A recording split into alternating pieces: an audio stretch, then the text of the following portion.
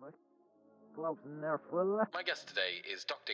Saad. He's an evolutionary psychologist, professor of marketing at Concordia University, a podcaster, and an author.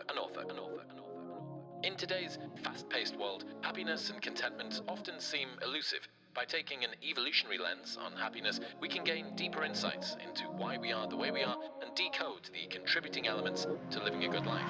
Expect to learn where happiness actually comes from, why evolution cursed humans with the ability to feel existential discontent, what people get wrong about defining and understanding happiness, what role genetics plays, how to pick the right partner, whether married people are more happy on average, why more sex doesn't equal more happiness, and much more. When you are in the culture wars, by definition, you're in a war.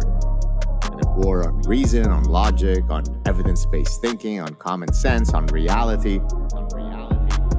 And so even though I may be a affable, happy person, just the sheer fact of that you have to take on these issues causes your cortisol levels to go up because you're constantly fighting against someone.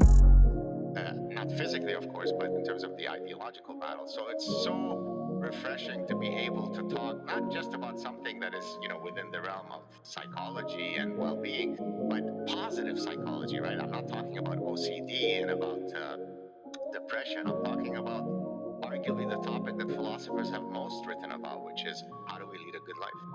Yeah, something maybe less contentious, but equally contested and equally confusing to many people trying to break down what happiness is.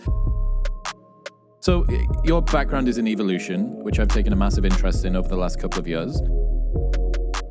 Why would it be the case, in your opinion, that evolution would curse humans with the ability to feel chronic, prolonged existential angst and dissatisfaction and unhappiness?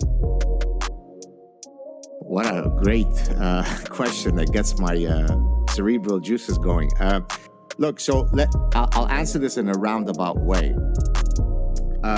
If you look at some of the dark side consumption acts that we succumb to, so to your point about succumbing to these things, so pornographic addiction, compulsive buying, eating disorders, excessive suntanning, pathological gambling. Why would we, if we are adaptive creatures, ever succumb to these behavioral traps?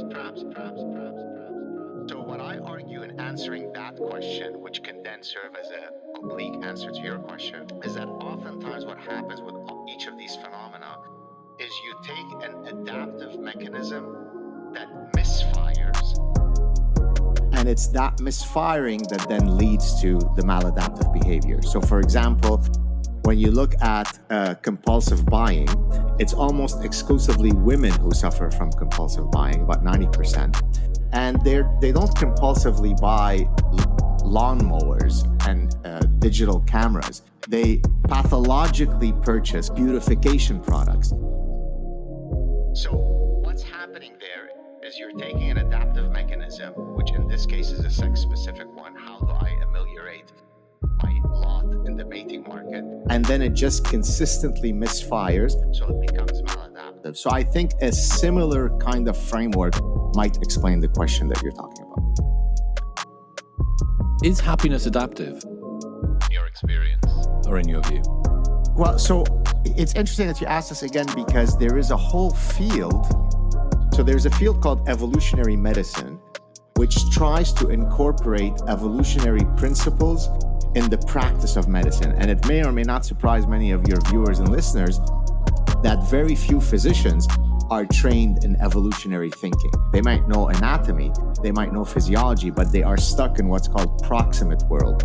They understand the how and the what of a mechanism. But not the ultimate. Not the ultimate.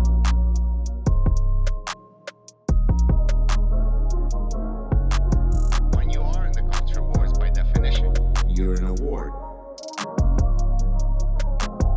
You're in a war. You're in a war. You're in a war.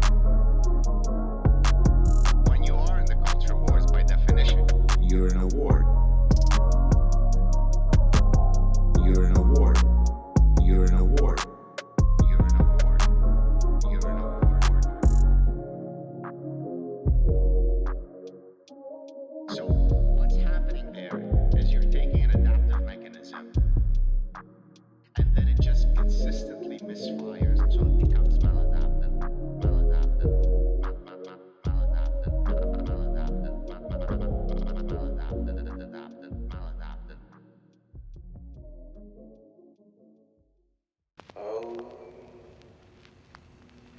Demons be gone! Be gone, demons.